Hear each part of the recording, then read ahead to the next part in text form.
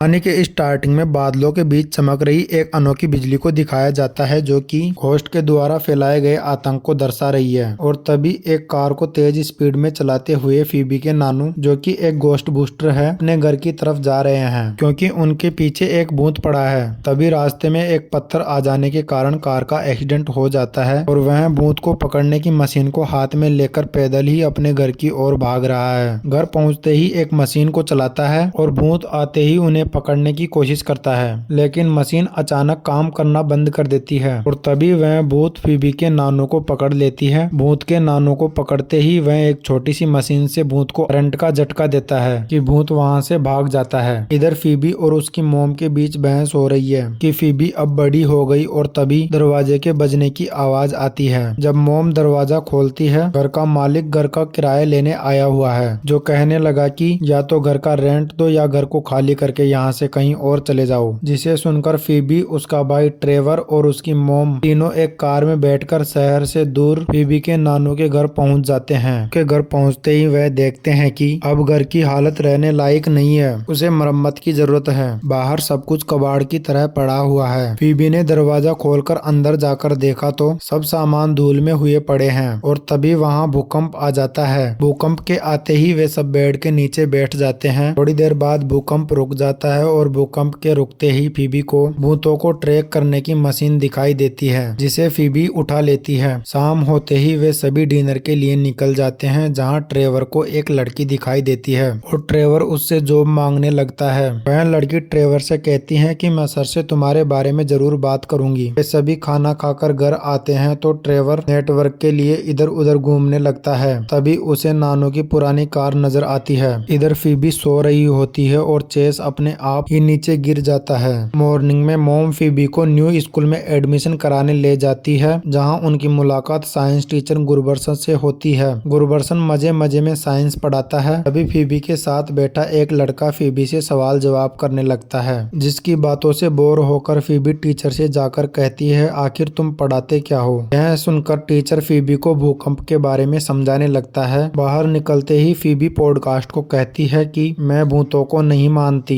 तभी पॉडकास्ट कहता है कि मुझे तुम्हें कुछ दिखाना है और साइकिल लेने चला जाता है। साइकिल लेकर दोनों एक पहाड़ी की तरफ जाने लगे और तब पॉडकास्ट कहता है कि माइनिंग के चलते इस पूरे पहाड़ को खंडर कर दिया गया है। उन्हें उस पहाड़ी पर कुछ ऐसे छाप और मूर्तियां देखने को मिलती हैं जो कि पॉडकास्ट और फीबी ने पहले कभी नहीं देखी थी। इधर ट्रेवर अपने नानू की कार को ठीक करने में लगा हुआ है। पॉडकास्ट फीबी से पूछता है कि क्या तुम मेरी लैब पार्टनर बनोगी। यह सुनकर फीबी कहती है कि हाँ जरूर। यह कहकर अपने घर चली जाती है और रात को देखती है कि वह चेस फिर दोबारा अपने आप चल रहा है। तभी वह मशीन चलने लगती है और फीबी को दिशा बताती है। फीबी उसके दिए निर्देशों के अनुसार चलती रही और वह मशीन फीबी को परस को सुझाव करने के लिए कहती है और फीबी परस को सुझाव करने लगती है। तभी उसे एक दरवाजा दिखता है इसमें फीबी हाथ देकर ट्रैप मशीन को बाहर निकालती है जो कि भूतों को पकड़ने की मशीन है। अगले दिन वह साइंस टीचर फिर से फिल्म चलाकर बैठ जाता है। तभी उसकी नजर रात को मिली फीबी को भूत पकड़ने की मशीन की तरफ जाती है जिसे देख वह कहता है कि ये तो ज़ॉम्बीज के समय की भूत पकड़ने की मशीन है और इसे ट्रैप मशीन कहा जाता है। ग्रोवर उस ट्रैप मशीन को हाथ में उठाकर देखने लगा लेकिन उस मशीन से हल्का सा धुआं निकल गया। इसके बाद हल्का सा करंट लगा और करंट लगते ही ग्रोवर ने उस मशीन को हाथ से छोड़ दिया जिसके कारण मशीन गिर गई। बाद में टीचर ग्रोवर उस मशीन को बाहर ले जाकर चलाने की कोशिश करता है जिससे पहले वे सभी यूवी ग्लास चश्मे लगा लेते हैं ताकि आंखों को नुकसान ना पहुंचे। फिर मशीन को करंट देने लगता है और मशीन के कुछ भी रेस्पॉन्स ना देने पर टीचर ग्रोवर ने मशीन को टच कर दिया। टच करके देखते ही मशीन से एक भयानक भूत आजाद हो गया और वहां से भाग गया। यह देख पॉडकास्ट फीबी से कहने लगा कि तुम्हारे नानू एक घोस्ट बूस्टर थे, वे भूतों को पकड़ते थे। फिर वे तीनों फीबी के घर की तरफ निकल गए। वहां पहुंचते ही टीचर ने फीबी की मोम पर लाइन मारना शुरू कर दिया और कहने लगा मैं हमेशा से जानना चाहता था कि आखिर इस भूतिया घर में क्या है। पॉडकास्ट एक किताब उठाकर पढ़ने लगता है जिसमें सब कुछ भूतों के बारे में लिखा है और उन्हें पकड़ने का तरीका भी लिखा है। इधर ट्रेवर और उसकी पूरी टीम पहाड़ों की तरफ घूमने निकल जाती है। वहाँ उन्हें एक मशीन दिखी जिस पर वह लड़की और ट्रेवर जाकर बैठ जाते हैं। तभी वहाँ से एक भूत निकलने लगा। इधर टीचर को एक मैप दिखाई देता आता है जिसके बारे में वह फीबी की मॉम को पूछने लगता है कि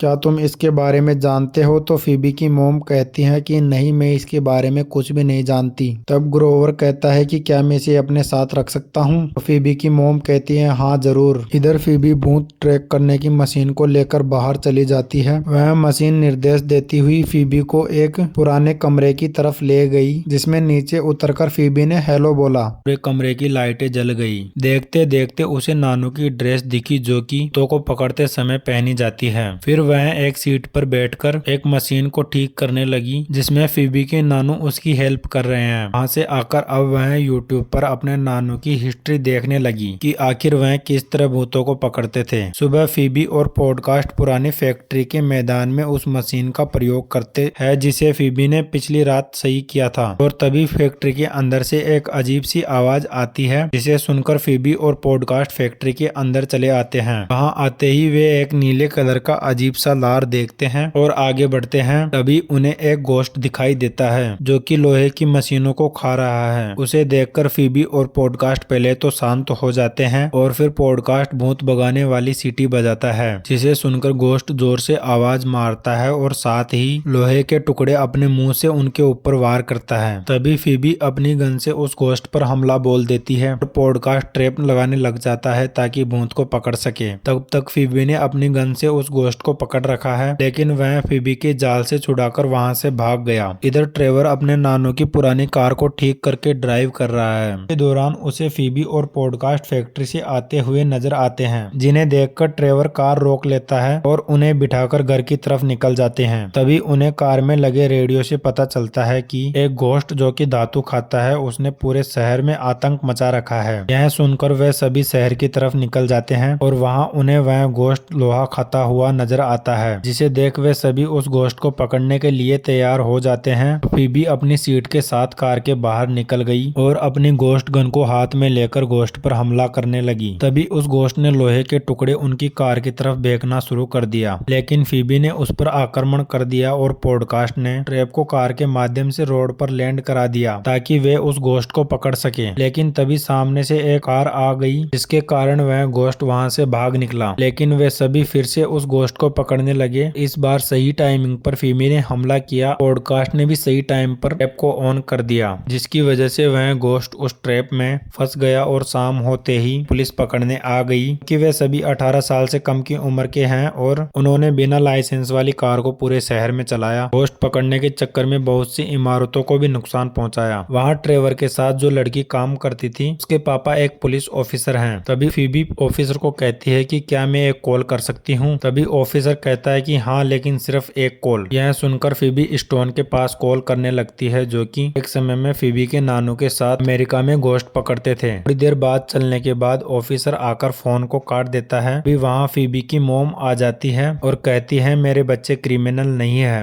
ऑफिसर कहता है हरकतों से तो लगता है ये बहुत बड़े क्रिमिनल है। यह सुनकर फीबी की मॉम बच्चों की बेल कराने लगती है। तभी ऑफिसर फीबी को कहता है कि तेरे नानू एक पागल इंसान थे। जिसे सुनकर फीबी ने ऑफिसर पर गन तान दी लेकिन फीबी की मॉम ने उसे शांत कर गन ऑफिसर को दे दी और वे सभी जेल से घर की ओर चले गए। घर जाने के बाद फीबी और ट्रेवर के वहां से चले जाने के बाद फीबी की मॉम ने ट्रेवर को किस कर दिया और अंदर जाकर फीबी को लड़ने लगी जिसके कारण फीबी रोने लगी और कहने लगी कि मेरे नानू पागल नहीं थे। उसी रात पहाड़ी पर बना छाप एक चमक के साथ टूटने लगा और वहां से एक गोश्त सुपरमार्केट की तरफ चला आया। वहीं पर ग्रोवर भी है जो कि एक अजीब सी आवाज सुनकर देखने लगा कि आखिर यह किसकी आवाज है। जहां उसे एक छोटा सा गोश्त पॉलिथीन के बाहर निकलता हुआ दिखाई देता है जो कि ग्रोवर को बहुत ज्यादा क्यूट लगता है जिसके साथ ग्रोवर मस्ती करने लगता है। भी वह छोटा गोश्त ग्रोवर की अंगुली काट लेता है और उन पॉलिथीन से छोटे छोटे गोश्त बाहर निकलकर हंगामा करने लगते हैं। पूरे शॉपिंग मॉल की चीजों को इधर उधर फेंकने लगते हैं और तभी ग्रोवर को मॉल में एक याक जैसा गोश्त खाना खाता हुआ नजर आता है जिसे देख ग्रोवर शांतिपूर्ण वहां से निकलने लगता है। लेकिन तभी वे छोटे गोश्त वहां मस्ती करने लगते हैं जिनकी आवाज सुनकर बड़े गोश्त की नजर ग्रोवर पर जाती है। भी ग्रोवर गोश्त पर एक डिब्बा फेंककर वहां से भाग जाता है और गोश्त ग्रोवर के पीछे भागने लगता है। भागते भागते ग्रोवर अपने कार के अंदर जाकर बैठ जाता है और तभी गोश्त ग्रोवर के अंदर समा जाता है। अगले दिन फीबी ट्रेवर और पॉडकास्ट भूतों का पता करने के लिए उस पुरानी पहाड़ी पर चले जाते हैं वे सभी लिफ्ट के द्वारा धरातल के नीचे जा रहे हैं, जहां उन्हें एक घोस्ट की प्रतिमा नजर आती है जिसके साथ और भी छोटी छोटी मूर्तियां लगी हुई हैं। तभी उन्हें वहां एक लाश नजर आती है। वे सभी बॉडी के बारे में बात कर रहे हैं, लेकिन फीबी उन छाप वाले चित्रों को समझने की कोशिश कर रही है। और तभी सेंटर में बने कुएं से एक अजीब सी आवाज आने लगती है। साथ लाल कलर का प्रकाश भी नजर आता है। जैसे जैसे उस प्रकाश में घोस्ट बनने लगा तो चारों दिशाओं में लगे घोस्ट ट्रैप स्टार्ट हो गए और पूरी ताकत से उन घोस्टों को रोकने लगे। वहां रखी बॉडी की भी आंखें खुल गई और वह घोस्ट फीबी को अपनी ओर खींचने लगा, लेकिन ट्रेवर ने फीबी को अपनी तरफ खींच लिया और वे सभी ट्रैप अपने आप ही बंद हो गए। इधर फीबी की मॉम घोस्ट को करंट देने वाली मशीन के माध्यम से अपने पापा के लैब में चली आती है। यहाँ आकर उसे पता चलता है कि उसके पापा उससे बहुत प्यार करते थे, लेकिन तभी वह घोस्ट फीबी की मॉम पर हमला कर देता है और उसके अंदर समाहित हो जाता है। इधर ग्रोवर के अंदर भी एक घोस्ट समाहित है। पहाड़ी के अंदर जाकर ग्रोवर उन ट्रैप्स को तोड़ने लगता है, जिसकी वजह से वे सभी घोस्ट उस कुएं के बाहर निकल कर जाने लगते हैं। दीवारें टूटने लगती है और जोर जोर से भूकंप आने लगता है। पहाड़ी की तरफ एक अजीब सी रोशनी देखकर फीबी की मॉम उसकी तरफ जाने लगती है। फीबी और उसके साथी नानू की लैब जाकर घोस्ट पकड़ने की कॉस्ट्यूम पहन लेते हैं और सभी घोस्ट को वापस कुएं में बंद करने की रणनीति बनाने लगते हैं। उधर फीबी की मॉम और ग्रोवर, जिन दोनों के मध्य आत्मा का समावेश है, वे मिल जाते हैं। साथ ही जेल जाते हैं ताकि ट्रैप को ला सके, लेकिन ऑफिसर ने जेल के अंदर भी एक और जेल में ट्रैप को रखा हुआ है और फीबी के पास उसकी चाबी नहीं है। लेकिन तभी पॉडकास्ट और जेल में हाथ देकर कैदी लोहे खाने वाले घोस्ट को ट्रैप से आजाद कर देता है। घोस्ट के बाहर निकलते ही वह जेल के तारों को खाने लगता है और वहां से भाग जाता है। तारों को खाने के कारण वहां का लॉक टूट जाता है। इसका फायदा उठाते हुए वे सभी जेल के ट्रैप को कार में रखकर पहाड़ी की तरफ जाते हैं, जहां ग्रोवर और फीबी की मॉम सिंहासन की ओर आगे बढ़ रहे हैं। फीबी और उसके साथी एक पत्थर के पीछे बैठकर ये सब देख रहे हैं। अभी पहाड़ के अंदर से एक अजीब सी शक्ति फीबी की मॉम और ग्रोवर को अजीब सा रूप दे देती है। इधर पूरे शहर पर अलग अलग तरह के घोस्टों ने हमला कर रखा है। चारों तरफ घोस्ट ही घोस्ट है जिन्होंने आतंक फैला रखा है। पहाड़ी में फीबी रणनीति के अनुसार वो घोस्ट रानी के सामने जाकर बोलती है और तभी पॉडकास्ट ट्रैप को कार पर रखकर उस घोस्ट रानी की तरफ भेजता है। घोस्ट रानी फीबी से कहती है, तुम्हें मरने की बड़ी जल्दी है, बच्ची जो मरने के लिए यहाँ आई है। तो जवाब देते हुए फीबी कहती है कि मुझे नहीं लेकिन तुम्हें है। तभी पॉडकास्ट ट्रैप ऑन कर देता है। ट्रैप के ऑन होते ही ट्रैप उस घोस्ट रानी और सभी घोस्टों को अपनी ओर खींचने लगता है। ट्रैप में फंसते ही फीबी की मॉम घायल रूप में सीढ़ियों में गिर जाती है, जिसे फीबी कार में बिठाती है और वे सभी वहां से घर की तरफ निकल जाते हैं। लेकिन तभी उन पर घोस्ट के वश में आया हुआ ग्रोवर हमला करने लगता है, जिसे भगाने के लिए फीबी गन से हमला करने लगती है ताकि उनकी गाड़ी को नुकसान ना पहुंचे। घर पहुंचने पर वे देखते हैं कि सभी घोस्ट घर के ऊपर एक घेरा बनाकर उसके चारों ओर घूम रहे हैं। थोड़ी देर बाद वह घोस्ट रानी चलते हुए आगे बढ़ रही है। उसे ट्रैप दिखाते हुए फीबी ने मॉम से कहा, लीवर ऊपर उठा दो, और लीवर के ऊपर उठते ही उन खंभों में करंट आ गया और तभी ऑफिसर की लड़की ने घोस्ट रानी पर अपनी गन से हमला कर दिया। साथ ही ट्रेवर भी ट्रिगर दबाता है, लेकिन गन नहीं चलती। जब पॉडकास्ट पीछे जाकर देखता है तो वहाँ उन छोटे छोटे घोस्टों ने वायरों को काट रखा है, जिसके कारण करंट की सप्लाई नहीं हो पा रही है। ऑफिसर की लड़की की गन में करंट भी कम होने लगता है। फीबी कहती है, मोम जल्दी पेडल दबाइए, और मोम के पेडल दबाते ही उस खेत में बहुत सारे ट्रैप ऑन हो जाते हैं, जहां लाइट के अधिक प्रेशर के कारण शॉर्ट सर्किट हो गया। इसका फायदा उठाते हुए रानी ऑफिसर की लड़की को पकड़कर खींच लेती है। विकी मोम के हाथ से घोस्ट रानी ने ट्रैप को छीनकर तोड़ दिया और फिर ऑफिसर की लड़की में घोस्ट को एंटर करा दिया। अब मोम की तरफ हमला करने ही वाली है कि फीबी के नानू के दोस्तों ने उसे रोक दिया। तीनों ने एक साथ घोस्ट रानी पर हमला कर दिया, लेकिन घोस्ट रानी प्रोटॉन्स को अलग करने लगी ताकि आसानी से लड़ सके। प्रोटॉन्स के अलग होते ही